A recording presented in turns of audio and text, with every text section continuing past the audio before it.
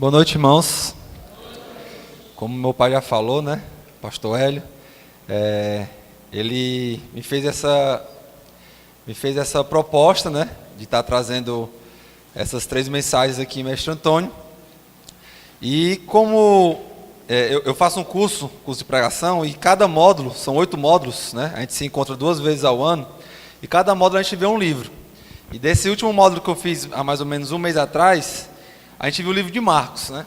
E depois desse módulo que eu fiz do livro de Marcos, na mesma semana que terminou o módulo, eu fui chamado para pregar lá no Metropolitano, em Marcos. Hoje de manhã eu já tive a oportunidade de pregar lá na igreja, em Marcos, inclusive a mesma pregação do próximo domingo à noite. E decidi então trazer essa série de pregações no livro de Marcos, aproveitando, né, que eu já tinha estudado o livro de Marcos, que já tinha feito também, né, como meu pai falou, um trabalho sobre o livro de Marcos no seminário, e porque é a palavra de Deus, né? Muitas vezes quando a gente vai falar dos evangelhos, a gente esquece um pouco de Marcos, né? Porque Marcos é menorzinho, porque Marcos só tem 6 capítulos, os outros são maiores, tem mais informação. E um dos meus objetivos, né, durante essa série de pregações é exatamente mostrar o porquê Marcos é dessa forma, né? O porquê Marcos ele é um pouco mais sucinto que os outros evangelhos, e também trazer a mensagem central de Marcos. Claro que em 3 mensagens fica um pouco complicado, mas se os irmãos me ajudarem, lendo em casa, se os irmãos me ajudarem também, e se ajudarem, fazendo esse estudo da Bíblia, do livro de Marcos em casa, com certeza os irmãos vão aprender talvez bem mais do que eu aprendi. Mas enfim, nós vamos começar hoje a ver o livro de Marcos, e nada melhor do que começar a ver um livro pelo começo, né? Então vamos abrir nossas Bíblias em Marcos capítulo 1. Nós vamos ler aí a partir do versículo 1. Eu tenho dito muito para os meninos lá na igreja, quando a gente vai conversar, a gente tem alguns grupos de estudo, que qualquer pessoa consegue entender a Bíblia. Qualquer pessoa que abrir a Bíblia vai conseguir entender. Claro que tem algum outro texto que vai ser um pouco mais complicado, mas a Bíblia é um livro que ela foi escrito para ser entendido por qualquer pessoa. Só que se você quiser aprender a Bíblia, se você quiser retirar da Bíblia uma coisa mais profunda, se você realmente quiser aprender de uma forma mais aprofundada, você precisa saber algumas informações sobre aquilo que você está lendo. Se você ler, por exemplo, princípio do Evangelho de Jesus Cristo, Filho de Deus, você vai saber o que ele está querendo dizer. Que esse é o princípio do Evangelho de Cristo, que ele é o Filho de Deus. Mas quando você tem em mente qual o contexto, para que ele está escrevendo, o porquê que ele está escrevendo, então você consegue tirar dessas poucas palavras um pouco mais do que as outras pessoas que apenas vão ler e não vão conseguir compreender pelo contexto. Então eu sempre digo lá para os meninos, olha, quando você vai estudar um livro da Bíblia, é importante que você saiba quem escreveu, no caso, quem foi que escreveu? Marcos. Esse Marcos é o mesmo Marcos que estava naquela viagem missionária, na primeira viagem missionária de Paulo, junto com Barnabé. É o mesmo Marcos que decidiu voltar e dividiu Paulo e Barnabé. É o mesmo Marcos que lá em Filemão, Paulo vai dizer que ele era seu cooperador. Esse Marcos é o mesmo Marcos que lá em 2 Timóteo, Paulo, quando já estava prestes a morrer, vai pedir para Timóteo que Timóteo leve ele até onde Paulo estava, porque ele era útil. E é o mesmo Marcos onde os irmãos se reuniam na casa de sua mãe. Então Marcos ele não é um personagem que aparece poucas vezes na Bíblia. Pelo contrário, Marcos é um personagem que vai aparecer servindo diversas vezes na Bíblia. E lá em 2 Pedro, nós vamos ver que provavelmente, muito provavelmente, esse Marcos, ele era discípulo de Pedro. Muito provavelmente, através da pregação de Pedro, Marcos conheceu a Jesus e então se converteu. E muito provavelmente, o que ele escreve no livro dele, é uma série de coisas que ele ouviu do próprio Pedro. E aí ele vai escrever da forma que ele, do objetivo dele. Então, nós já conhecemos quem é um autor. Mas também devemos entender, quando alguém escreve alguma coisa, ela não escreve para si mesma, né, normalmente. A não ser que seja um lembrete, alguma coisa assim. Mas ele está escrevendo para alguém. Nós devemos saber, então, para quem que ele está escrevendo esse livro. Para quem Marcos, então, pega 16 capítulos e começa a escrever várias coisas. Para quem ele está escrevendo isso? E quando nós vamos ver que Marcos está escrevendo para o povo romano. E aí já pode tirar algumas dúvidas da nossa cabeça. Quando a gente vai lá em Mateus, por exemplo, a gente vai ver que Mateus ele vai gastar 3 capítulos para falar do Sermão do Monte. Não é? Você vai lá e vai falar, olha, se você, a lei diz, não matarás, mas eu digo, Jesus falando, né? Eu digo, se você pensar mal do seu irmão, na sua cabeça você já é assassino, né? E aí ele vai dar uma série de informações sobre a lei. Bem-aventurado aqueles que choram porque serão consolados. Ele vai falar uma série de coisas para os discípulos sobre a lei. E quando você vem para Marcos, você não vê esse sermão do monte. E aí você vai ver que lá em Mateus ele vai gastar pelo menos 8 versículos falando sobre a tentação de Jesus no deserto. E quando você vem para Marcos, apenas 2. E quando você começa a ler Marcos, os primeiros capítulos de Marcos, você fica cansado, né? Porque o que é que Marcos vai escrever nos primeiros capítulos? E Jesus curou, e Jesus multiplicou pães e peixes, Jesus tirou demônios, Jesus foi para ali, Jesus foi para lá, e Jesus fez isso, fez aquilo, Jesus, e você... Eita, meu amigo. Mas por que será, então, que Marcos ele escreve dessa forma? Por que será, então, que Marcos ele não descreve com tantos detalhes? Principalmente essa parte que fala sobre a lei. Porque ele está escrevendo para os romanos. O seu público-alvo é um público que não tinha a lei, a Torá, né, o Antigo Testamento, como um livro sagrado. Diferente de Mateus, que escreve para os judeus. É por isso que Mateus vai se deter tanto ali. Olha, a lei diz assim, mas eu digo assim. Olha, os saduceus, os fariseus falavam assim, mas eu falo assim. Porque para os judeus fazia sentido. Já para os romanos, não fazia tanto sentido. Então, é importante que quando a gente for ler um livro, a gente saiba quem escreveu foi esse Marcos, que era um servo de Deus, que contribuía na obra. E para quem escreveu, que foi para o povo romano. Que a visão deles sobre a lei de Deus, a visão deles sobre o Antigo Testamento não era a mesma visão dos judeus. Pelo contrário, eles não davam tanta importância assim. Mas os romanos davam importância a algo que nós vamos ver aqui que vai fazer toda a diferença. Os romanos, eles tinham um imperador. E para os romanos, o imperador era como se fosse o filho de Deus. Para os romanos, eles olhavam para o imperador, olhavam para César e viam como se fosse o filho de Deus. E é por isso que eles respeitavam tanto o imperador. E é por isso que eles tinham tanto medo até de falar com o imperador. Porque eles olhavam para o imperador e pensavam que ele era o próprio filho de Deus. E eles olhavam para o imperador e tinham uma visão do imperador que ele era alguém distante, que nunca poderia ser alcançado, que era uma pessoa que estava tão distante que eles nunca conseguiriam nem sequer trocar uma palavra com ele. E eles tinham medo do imperador, eles respeitavam o imperador, porque era a visão máxima que eles tinham de alguém, de poder. A visão máxima de poder que eles tinham era na figura do imperador romano. E ele, para os romanos, era considerado filho de Deus. E aí, com essas informações, a gente vai para o primeiro versículo de Marcos. O que é que o primeiro versículo de Marcos vai dizer? Princípio do Evangelho de Jesus Cristo, Filho de Deus. E aí você... agora faz mais sentido. Porque ele começa com uma simples frase. Na verdade, esse primeiro versículo ele é um resumo do livro. Ele já joga ali, olha, princípio do Evangelho de Jesus. E Jesus não é qualquer um não, Jesus é Filho de Deus. Ele simplesmente afirma isso e só vai se preocupar em dar uma justificativa plausível à sua afirmação nos outros tantos versículos que vão até o capítulo 16. Agora fica mais fácil de entender porque Marcos começa assim. Em outras palavras, o que Marcos está dizendo é que, olha, o Evangelho, inclusive, essa era a forma que os gregos usavam para poder falar que um novo rei ou um novo imperador surgiu. Eles falavam, Evangelho de... Aí fala o nome lá do imperador que surgiu. Então, Marcos começa da mesma forma. Evangelho de Jesus Cristo, Filho de Deus. Isso é muito interessante, porque nós já vemos aí no primeiro versículo que Marcos ele não vai se preocupar tanto com a argumentação. Porque o Evangelho, ele mais do que uma argumentação, o Evangelho ele é uma proclamação. Às vezes a gente se preocupa muito em o que nós vamos articular com as palavras quando a gente vai pregar o Evangelho, né? A gente se preocupa muito, rapaz, mas quais são as palavras que eu vou usar? Mas, rapaz, eu tenho que pegar do grego para poder falar. Mas o Evangelho ele é uma proclamação. Marcos ele começa o seu livro dizendo simplesmente Evangelho de Jesus Cristo, o Filho de Deus. E é claro que ele vai explicar, é claro que ele não vai parar por aí. O Evangelho é muito mais do que isso. Mas ele, primeiramente, ele proclama. E talvez ele já chame a atenção dos romanos, porque Filho de Deus, quem é? Quem é esse Jesus? Eu não conheço esse Jesus, mas esse Jesus é Filho de Deus? Será que ele é imperador de outro império que eu não conheço? Quem é esse Jesus?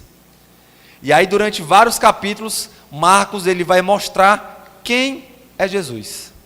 E é por isso que Marcos, nos primeiros capítulos, ele vai mostrar, olha, Jesus ele cura aquele que não consegue andar. Jesus ele cura aquele que não consegue ver. Jesus ele multiplica pães e peixes para 5.000 homens, para uma multidão. Jesus ele consegue chegar no vilarejo onde ninguém consegue expulsar os demônios e ele expulsa os demônios. E ele começa a falar uma série de coisas que Jesus fala para mostrar quem é Jesus. Para mostrar que o poder que o imperador tinha, nem de longe era parecido com o poder que o verdadeiro Filho de Deus tem. Isso é muito interessante do Evangelho de Marcos. Porque no Evangelho de Marcos, provavelmente, ele foi o primeiro evangelho. Provavelmente, os outros escritos foram escritos a partir do Evangelho de Marcos. E se você for parar para ver, realmente tem sentido isso. Porque a maioria dos versículos de Marcos estão em Mateus e estão em Lucas. Que são os evangelhos chamados sinóticos, né, que são muito parecidos. Então, Marcos ele vai dar um embasamento para os outros evangelhos e ele vai mostrar quem é Jesus. O verdadeiro Filho de Deus, o verdadeiro imperador do mundo. O primeiro versículo, então, ele já proclama isso, e ele já começa, como a gente fala, né, numa linguagem bem cearense, com as duas pernas, né?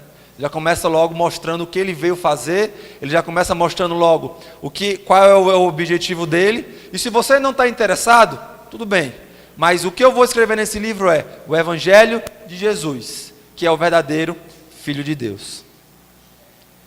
E no versículo 2, a partir do verso 2, ele vai dizer: conforme está escrito na profecia de Isaías, eis aí, envio diante da tua face o meu mensageiro, o qual preparará o teu caminho. Vós que clama no deserto, preparai o caminho do Senhor, endireitai as suas veredas. Primeiramente, nós vamos ver que o próprio Marcos, o próprio autor do livro, ele vai legitimar, ele vai confirmar que Jesus ele é o Filho de Deus. Ele vai confirmar o ministério de Jesus aqui na terra. Mas depois que ele mesmo confirma isso, ele vai então para os profetas. Ele vai dizer: olha pessoal, eu estou dizendo que Jesus é Filho de Deus, mas há centenas de anos atrás, outras pessoas disseram a mesma coisa. A vinda de Jesus à terra não foi um acaso. Deus não estava lá de repente: rapaz, eu vou mandar Jesus. Está aí uma coisa, agora me deu aqui, vou mandar Jesus. Não. Deus já iria mandar Jesus. O plano de Deus já estava feito. Jesus já viria.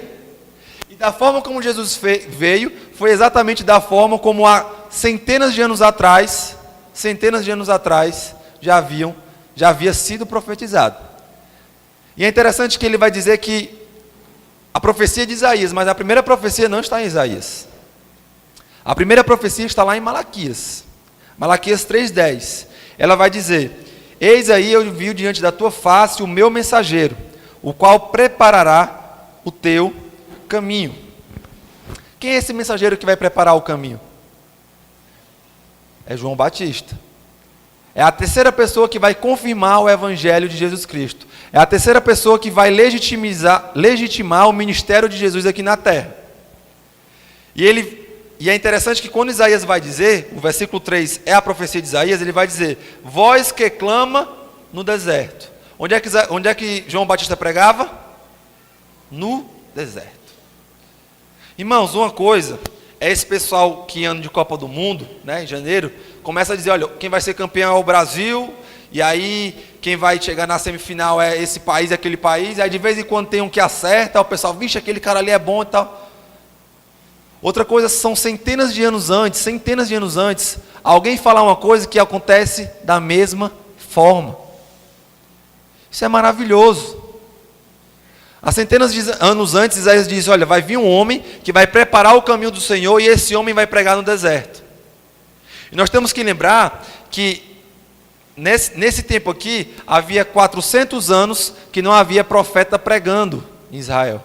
Há 400 anos, chamado de silêncio profético, né? Algumas pessoas não gostam dessa expressão, mas durante 400 anos, acaba ali Malaquias, durante 400 anos há um silêncio.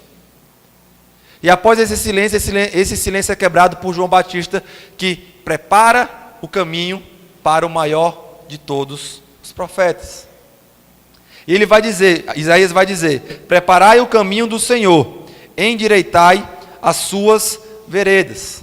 Naquela época, quando o rei ele iria visitar algum vilarejo, naquela época, quando o imperador iria visitar algum lugar, normalmente, antes dele ir, o que acontecia? Iam pessoas antes dele, e aí viam, lá eu acho que os irmãos devem imaginar, mas naquela época não tinha coleta de lixo. Naquela época não tinha projeto do governo para poder asfaltar as ruas, né? Se hoje tem, já é deficiente, né?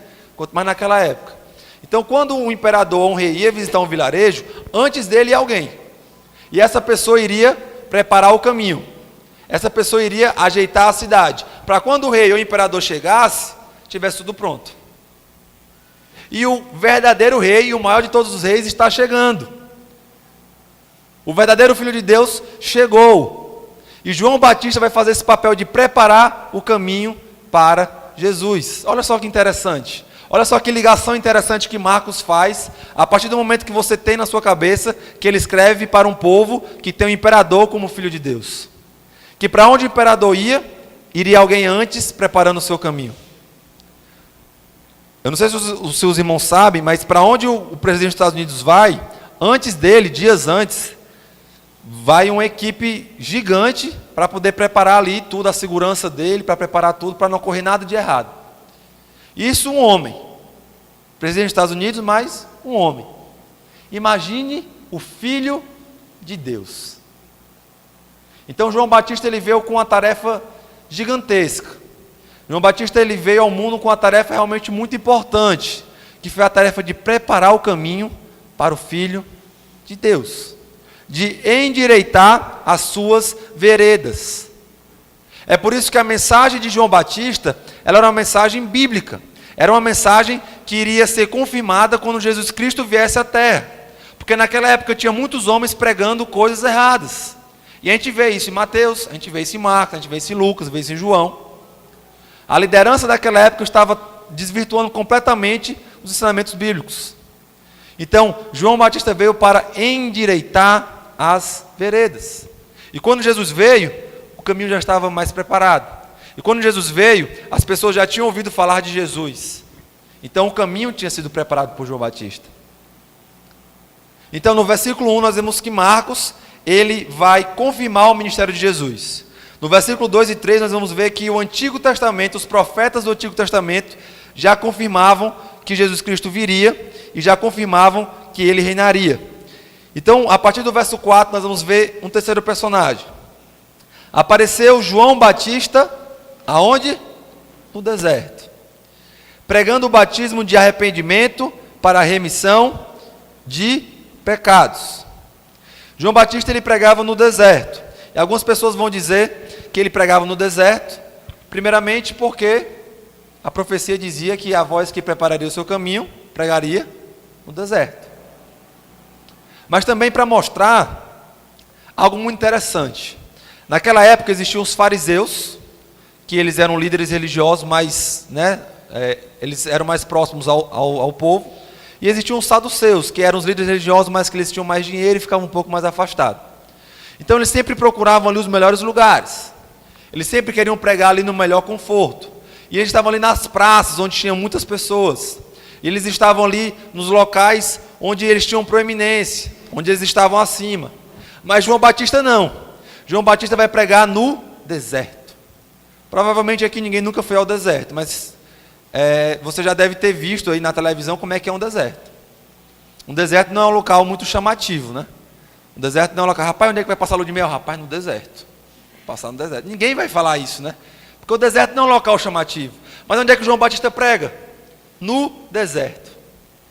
Ele vai pregar no deserto. Isso é interessante para mostrar que, primeiramente, João Batista não estava preocupado com proeminência. João Batista não estava preocupado com seu lugar, seu nome lá na praça. Olha, agora é João Batista, vamos lá, João. Não estava preocupado com isso. Ele estava preocupado em preparar o caminho do Senhor. A missão de João Batista, a missão dada a João Batista era preparar o caminho do Senhor. E quando ele foi ao deserto, provavelmente ele foi exatamente para poder focar nessa missão. Talvez se ele ficasse na cidade, se ele ficasse ali nas praças, ele pudesse perder um pouco do foco. E muitas vezes o que nós precisamos nas nossas vidas, e aqui aquelas frases mais de efeito, mas muitas vezes o que nós precisamos na nossa vida é ir para o deserto. Muitas vezes nós estamos tão atarefados, estamos perdendo o foco com as coisas que estão ao nosso redor. Muitas vezes a gente está tão preocupado com outras coisas que a gente vem no culto domingo à noite e não consegue nem prestar atenção na pregação. Porque a nossa cabeça está no amanhã. Amanhã De vez em quando é o Erisvelto, né? Que muda a escala, né? A minha escala mudou de novo. Rapaz, e agora como é que eu vou fazer e tal? O mundo ele vai nos proporcionar uma série de coisas que vão encher nossa cabeça, que vão nos deixar preocupados e vão nos desvirtuar da nossa verdadeira missão aqui na Terra. Ontem eu estava conversando com meu primo, eu estava falando, Edson, às vezes a gente perde tanto tempo com as coisas aqui da Terra, quando na verdade isso aqui vai passar. Quem é que viaja para algum lugar e chega lá no local da viagem e começa a construir uma casa? Rapaz, eu cheguei aqui, vou passar 5 dias aqui, mas eu vou comprar aqui um milheiro de tijolo, um cimento e vou começar a construir. Ninguém faz isso. Porque você vai passar lá 5 dias. Para que você vai querer uma casa lá, pela metade? Agora, se você for mudar para morar, aí sim, você faz o esforço. Por quê? Porque vai ser a sua casa. Vai ser onde você vai morar. E às vezes a gente perde isso de linha, né? A nossa casa não é aqui. Mas muitas vezes todas as nossas preocupações são aqui. Basta ver as nossas orações. Quantas vezes a gente ora por coisas espirituais, irmãos? Senhor, que o teu reino cresça. Senhor, que a tua igreja cresça. Senhor, que o nome do Senhor seja pregado em Mestre Antônio. Quantas vezes a gente ora assim? Como são muitas vezes as nossas pregações? Senhor, que eu passe no concurso. Senhor, que o meu casamento dê certo. Senhor, abençoa com a casa. Ô Senhor, me abençoa. E as nossas orações são sempre para cá, sempre terrenas. Senhor, eu estou precisando de emprego, me manda um emprego. E não é errado, irmãos, não é errado. Pelo amor de Deus, não estou dizendo aqui que vocês não devem orar por isso. Mas não é só isso. Isso é um detalhe, isso é passageiro. E muitas vezes nós nos importamos mais com as coisas daqui e perdemos o nosso foco com o que realmente é importante, com o objetivo que nós viemos à Terra, com a missão que Deus realmente nos deu, que é pregar o Evangelho. Mas João Batista ele vai para o deserto. E lá no deserto, então, ele tem a missão de preparar o caminho do Senhor. E lá no deserto, então, ele foca nessa missão. Ele olhava para o lado, era areia. Olhava para o outro, mais areia. Então, ele não tinha muito o que fazer, a não ser pregar. E era isso que ele fazia. E olha só que interessante. Talvez se a gente for olhar, rapaz, tem um cara pregando, lá na praça, um bocado de gente passando, e, rapaz, deve ser bom demais, né? Aí vai João Batista pregar lá no deserto. Aí, Bruno, lá para o deserto. Não vai ninguém, vai ficar lá sozinho no sol quente. A gente vai lá para o versículo 5. Saíam a ter com ele toda a província da Judéia e todos os habitantes de Jerusalém. E confessando os seus pecados, eram batizados por ele no Rio Jordão. Olha só que maravilhoso. As pessoas iam até o deserto para ouvir a palavra de Deus. Onde a palavra de Deus é pregada, pessoal, onde a palavra de Deus é pregada, meus irmãos, existem pessoas sedentas para ouvi-la. Muito provavelmente aquelas pessoas estavam cansadas daqueles ensinos dos fariseus. Olha, você tem que lavar sua mão assim, olha, você tem que fazer isso, olha, a lei diz assim, a lei diz assado, a lei. Talvez eles estavam cansados daquilo. O que eles queriam ouvir era a palavra de Deus. Talvez tenha muita gente cansada de estar ouvindo o que eles ouvem por aí. Talvez tenha muita gente cansada de estar ouvindo, olha, se você realmente quiser, você pode. Basta você querer. Não é essa mensagem que a gente escuta hoje? Basta ver os comerciais, né? Como é que são os comerciais? Hoje mesmo eu vi um comercial de um carro. Aí o comercial do carro vai dizer que você pode fazer tudo se você comprar aquele carro. Se você tiver esse carro, você pode fazer tudo. Você pode andar na lama com ele, subir a lama, né? Muitos dos comerciais eles vão lá, olha, você pode, você consegue. Quando a mensagem de Deus é completamente diferente, olha, sem mim nada podeis fazer. E as pessoas querem ouvir isso, as pessoas querem ouvir a verdadeira palavra. Mas é necessário que tenham pessoas como João Batista que estejam focadas nisso, em pregar a verdadeira palavra, mesmo que seja no deserto, as pessoas vão. Claro que ele está usando aqui de uma hipérbole, né? Claro que não foi toda a Judéia. Claro que também não foi todo Jerusalém. Mas o que ele quer dizer é que foram muitas pessoas. Muitas pessoas foram até João Batista para ouvir a palavra do Senhor. E muitas pessoas tiveram seus pecados confessados. E muitas pessoas foram batizadas por ele no Rio Jordão. A pregação de João Batista era a remissão de pecados. Mas antes do perdão dos pecados, que é algo muito bom, se você chegar assim, ó, quem é que errou aqui? Todo mundo errou. Quem quer ser perdoado? Todo mundo quer. Mas antes disso existe arrependimento. Arrependimento. A pregação de João Batista era arrependimento para remissão de pecados. Arrependimento para perdão de pecados. Ou seja, você só pode ter seu pecado perdoado se você se arrepender. E arrependimento não é sentimento, eu errei, e fica... Não, arrependimento é mudança. Às vezes a gente escuta uma palavra, fica com aquela coisa no nosso coração, e de repente a gente passa a semana ali, aí quando vê já esmoreceu de novo. Provavelmente porque não houve arrependimento. Houve remorso, houve sentimento de culpa, houve vergonha, mas arrependimento exige mudança. E a pregação de João Batista era essa. Não era uma pregação, venha que você pode. Não era uma pregação, venha e fique sentado. Não era esse tipo de pregação, era venha e se arrependa do seu pecado. Você que faz isso, que faz aquilo contrário à vontade de Deus, se arrependa. Mude. Mude sua postura. Nós já chegou um tempo que já não existe mais espaço para acomodação. Não existe mais espaço de, eu vou mudar e não muda. Não existe mais. Já chegou o tempo da gente realmente mudar e focar, e ter foco na nossa vida. Se a nossa vida fosse só aqui, irmãos, era muito vazio, mas não é. Na nossa vida existe algo a mais. E no verso 6, então, nós vamos ver que talvez, se a gente fosse lente, o que é que tem a ver aqui no meio? Que Jesus, os profetas, de repente começam a dizer que as vestes de João eram feitas de pelo, de camelo, e ele trazia um cinto de ouro, e ele se alimentava de mel silvestre, e ele se alimentava de gafanhotos. O que tem a ver? Rapaz, Marcos aqui viajou, viu? Não tem nada a ver essa passagem aqui no meio do... Mas o que ele queria dizer é que aquele homem que tinha sido preparado, que tinha sido comissionado para preparar o caminho do Senhor, aquele homem, ele era um homem humilde. Ele era um homem humilde. A sua mensagem era um reflexo do que ele vivia. Quando ele falava, ele não estava falando, Hernandes Dias Lopes vai dizer que ele não falava como um eco, né? O que é o eco? Ele só repete, né? Só repete. Ele falava o que ele vivia. Ele era uma voz. Era a voz que clamava no deserto. Então ele era um homem humilde. Claro que ele não comia só isso. Mas o que Marcos está querendo mostrar é que, olha, esse homem, ele era um homem humilde. Esse homem, ele era um homem que sabia o seu lugar. E quando a gente pega essa introdução, irmãos, quando você lê o livro todo, você vê o quanto isso aqui é importante, o quanto isso aqui tem a ver, o quanto isso aqui encaixa. No próximo domingo, a gente vai ver uma situação onde isso aqui vai encaixar perfeitamente. Se os irmãos já quiserem lendo, vai ser lá em Marcos 10, do 35 ao 45. A gente vai ver onde isso aqui vai se encaixar perfeitamente. O servo do Senhor, ele é um servo que tem um coração humilde. O servo do Senhor, ele é um servo que ele vai saber o seu lugar. Ele vai saber que o lugar de destaque é de Deus, é de Jesus e não dele. E João Batista, ele sabia disso.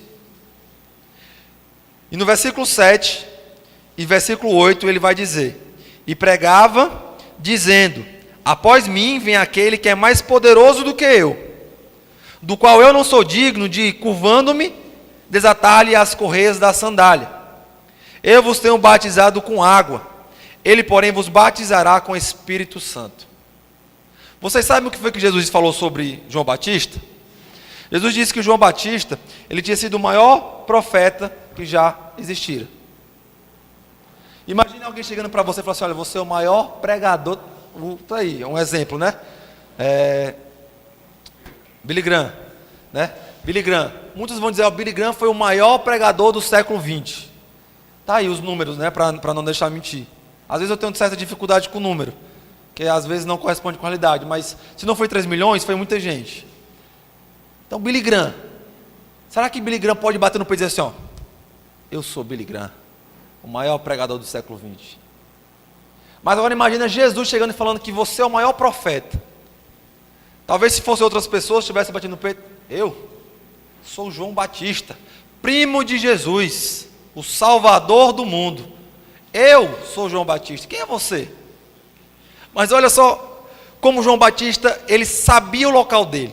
Olha só como João Batista sabia que o lugar de proeminência, que o lugar de destaque não era dele. Ele vai dizer que ele não era digno nem de desatar-lhes as correias da sandália. Em outras palavras, o que ele está dizendo é que ele não era digno nem de tirar a sandália de Jesus. Aí você para e pensa: tirar a sandália? O que tem a ver, né? Aí eu volto mais uma vez para aquela questão de que realmente, se você quiser encontrar algo mais profundo na Bíblia, você deve buscar mais profundamente. Os irmãos sabem o que significa tirar a sandália? Naquela época não existia a Nike ainda, até onde eu sei. Não existia Adidas, não existia nenhuma marca de sapato. Ou seja, aqueles homens andavam de sandália. E lá onde eles moravam, né? Os irmãos devem imaginar, tinha um pouquinho de poeira, né? Moravam perto do deserto, então tinha um pouco de poeira. E também eles não tinham carro. Muitas vezes eles andavam a pé. Então, se você ligar essas três informações, você vai começar a entender um pouco melhor o que significa tirar a sandália de alguém. Porque quando a pessoa chegava, ela chegava com o pé como, meus irmãos? Totalmente lamaçado, né? Sujo. E a função do servo, então, era chegar lá e tirar a sandália. Olha só que função. Será quantos de nós teríamos a coragem de ter uma função dessa, né? Pegar ali no sujo do pé de outra pessoa, tirando a sandália. João Batista vai dizer que nem para isso, ele servia em relação a Jesus. Nem para isso, nem para tirar a sandália dos pés. Ele era digno. Porque ele tinha a visão de quem era Jesus Cristo. Ele tinha a visão de quem realmente era o verdadeiro Filho de Deus. E será que nós temos tido essa visão? Será que nós temos feito alguma coisa por esse Jesus que nós dizemos que acreditamos? Porque João Batista, ele poderia, não. Eu prego muito bem, Jesus mesmo disse que eu sou, né, o maior profeta. Eu sou o primo de Jesus. Olha quantas pessoas vêm atrás de mim, atrás da minha pregação. Olha quantas pessoas vêm atrás de mim para que sejam batizadas por mim. João Batista poderia ter dito isso. Como nós vamos ver no livro, no restante do livro, que outras pessoas tiveram esse sentimento pecaminoso. Mas João Batista, ele era humilde. E nós devemos ser humildes, irmãos. Muitas vezes a nossa falta de trabalho, a nossa falta de sermos servos, envolve orgulho. Pai, varrer a igreja, vou não. Varrer a igreja, vou nada. Pai, eu estou estudando para concurso. Como é que eu vou estudar para concurso e varrer a igreja? Isso é trabalho para mim? Isso não é trabalho para mim, não. Irmãos. Um servo humilde, qualquer coisa que ele puder fazer para o seu Deus, ele vai fazer. Porque é honroso. Fazer as coisas para Deus, por mais que o mundo diga que é algo pequeno, mas vai ser honroso. E João Batista sabia disso. E no verso 8 ele continua: eu vos tenho batizado com água, mas ele vai vos batizar com o Espírito Santo. Essa água que eu batizo, ela nem sequer chega aos pés do que realmente ele vai poder fazer, porque ele vai poder te dar a salvação. Muitas pessoas interpretam o batismo do Espírito Santo como, né, falar em línguas e tal, mas não é isso que ele quer dizer. Num texto correlato ele vai dizer batizar com fogo e com Espírito. Mas o que ele quer dizer é, Jesus Cristo é o único que pode te dar a salvação. Romanos, vocês aí romanos, que moram em Roma, vocês aí que olham para o imperador e acham que o imperador pode salvar vocês, olha, vocês aí que acham que o imperador pode salvar vocês, não pode não. Quem é Roma hoje? O imperador pode salvar o Império Romano? Pode não. Mas vai vir alguém depois de mim que esse sim pode salvar.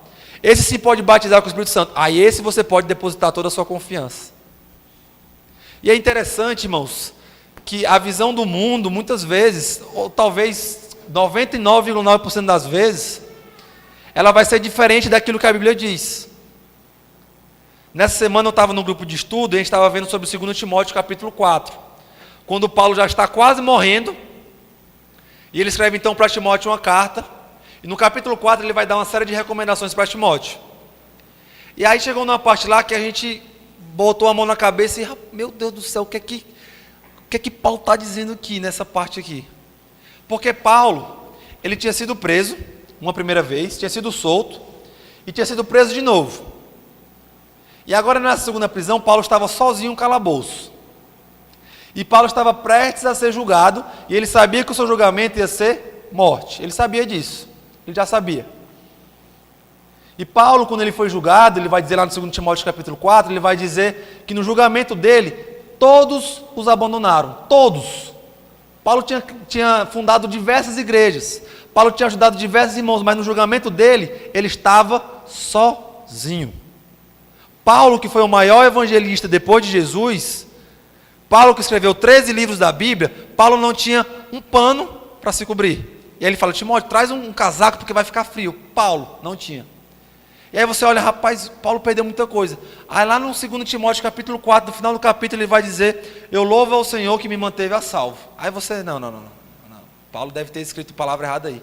Manteve a salvo? Como é que um cara que está preso, prestes a morrer, que foi espancado, que não tem um pano para se cobrir, que foi abandonado por todo mundo no julgamento, como é que um cara desse está salvo? Não. Paulo ele deve ter errado aqui na hora de escrever. Ele não quis dizer que está salvo. Quis, irmãos. Porque Paulo sabia que o a salvo dele não era a salvo que o mundo acha. Paulo sabia que estar a salvo era cumprir a vontade de Deus, e Paulo sabia que estava cumprindo a vontade de Deus.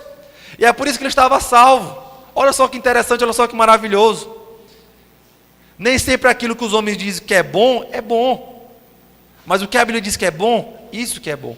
É por isso que nós devemos ter o sentimento de João Batista, o sentimento de humildade, o sentimento de realmente testemunhar de Cristo, sabendo que nós não somos dignos nem de desatar a sandália de Cristo.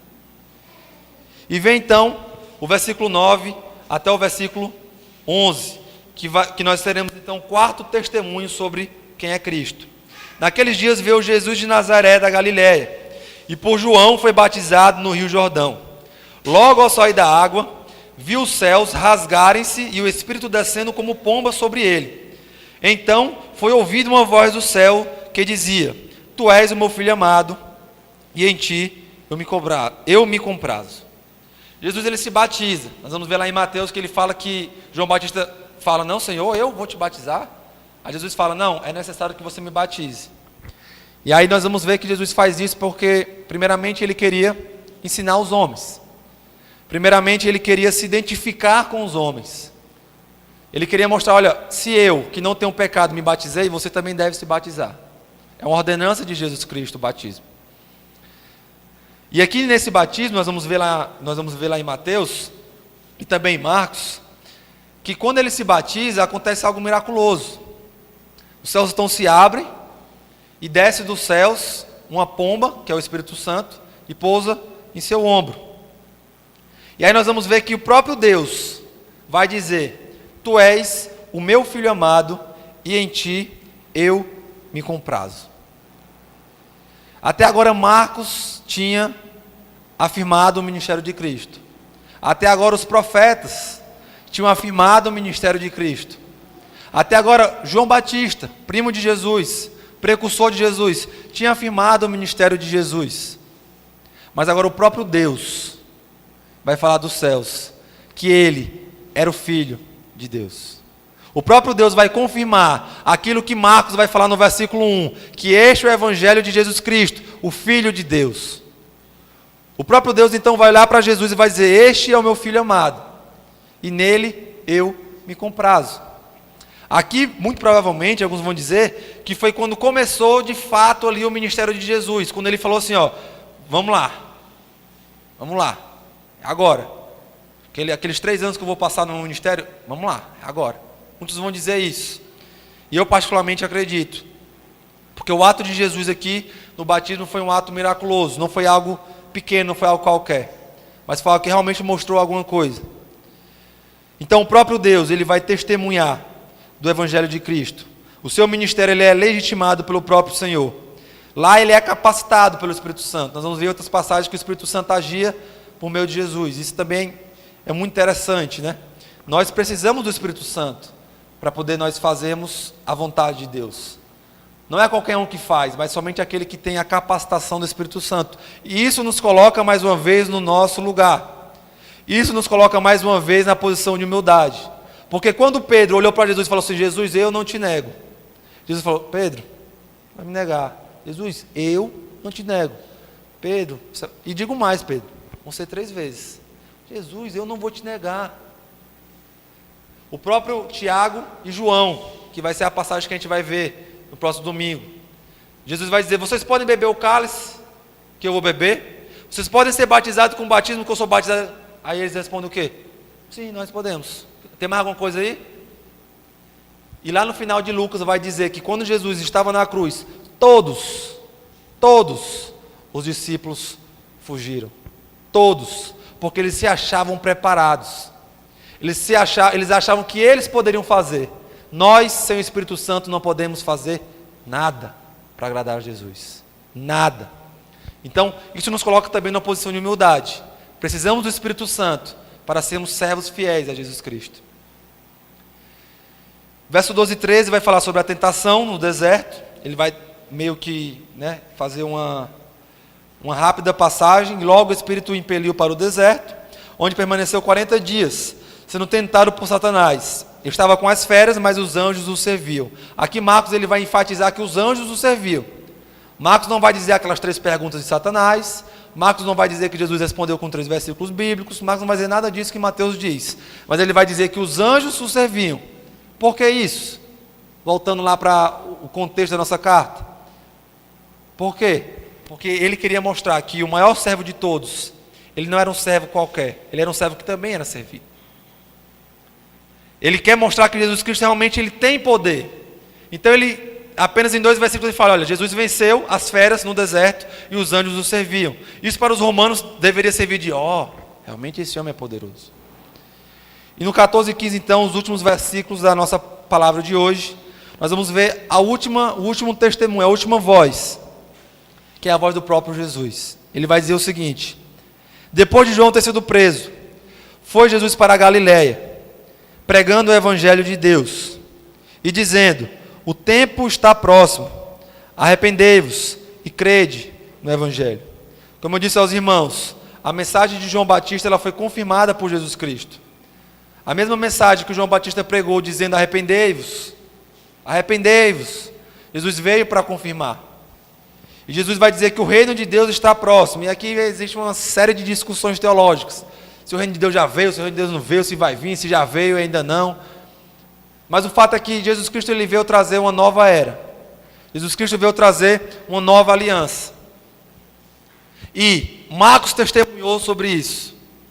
E os profetas testemunharam sobre isso. E João Batista testemunhou sobre isso. E a própria Trindade, o Espírito Santo e Deus testemunharam sobre isso. E será que nós, hoje, temos testemunhado sobre isso? Será que a gente tem dado um tempinho do nosso tempo, um tempinho da nossa vida para poder falar para alguma pessoa aí sobre esse Jesus que é verdadeiramente o Filho de Deus? Será que nós temos feito o que João Batista fez? Ou será que nós estamos ocupados demais para poder falar sobre esse Cristo? Está aqui o tema que a gente leu. Eu sou a esperança às nações. Jesus é a esperança às nações. Será que temos falado dessa esperança?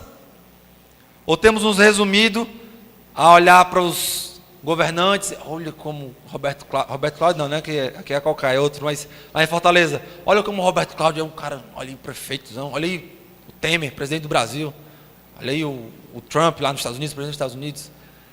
Será que nós temos gastado mais o nosso tempo olhando para as autoridades, dando honra às autoridades daqui da terra? Ou será que temos realmente estado focado na missão de dar autoridade à maior autoridade de todas? Eu diria que nessa passagem de introdução do livro de Marcos, nós poderíamos dizer que o rei já veio, que o rei Jesus ele já veio à terra, e nós precisamos, então, testemunhar desse rei. O servo de Deus, ele cumpre a sua missão. Será que nós temos cumprido a nossa? Será que nós temos realmente anunciado e testificado desse Deus? Que nós possamos pensar nisso. E nos próximos 2 domingos nós vamos ver algumas características sobre o servo de Deus. Já adianta aos irmãos que Marcos ele vai trazer uma quebra de paradigma. Marcos ele vai trazer uma quebra de pensamento. Porque o livro de Marcos vai apresentar uma característica de Jesus que vai ser a característica mais importante do livro. Ele vai dizer que Jesus ele é servo. Jesus ele é servo. E para os romanos o imperador ele não servia. Mas o verdadeiro imperador, o verdadeiro Filho de Deus, ele não veio para ser servido. Ele veio para servir. Será que nós, como seus discípulos, temos feito o mesmo? Será que nós, como seus discípulos, temos testificado desse Deus?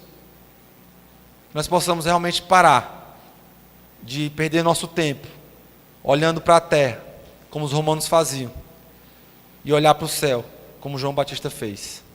Porque só assim nós poderemos ser aprovados por Deus como Jesus foi. Vamos orar? Senhor nosso Deus, nosso Pai, nós te agradecemos. Te agradecemos pela Tua palavra e te agradecemos pela Tua mensagem, que é tão rica, que nos traz tantos ensinamentos, Senhor. Muito obrigado por esse livro de Marcos e que durante esses domingos nós possamos aprender a sermos servos fiéis, possamos aprender a testemunhar de Jesus Cristo, o verdadeiro Deus, o verdadeiro imperador, o verdadeiro Filho de Deus. Que possamos, Senhor, aprender a sermos mais solícitos na Tua obra, a termos mais disposição, a estarmos focados no objetivo maior da nossa vida aqui na terra, que é pregar a Tua palavra e fazer a Tua vontade. Que durante esses domingos nós possamos aprender e praticar, Senhor. Que nós possamos realmente ter a nossa vida mudada, porque como já foi falado aqui, não há mais tempo para poder ficar adiando esse compromisso. Que seja durante esses dias, que seja hoje, que seja agora. Essa é a nossa oração, em nome de Jesus. Amém.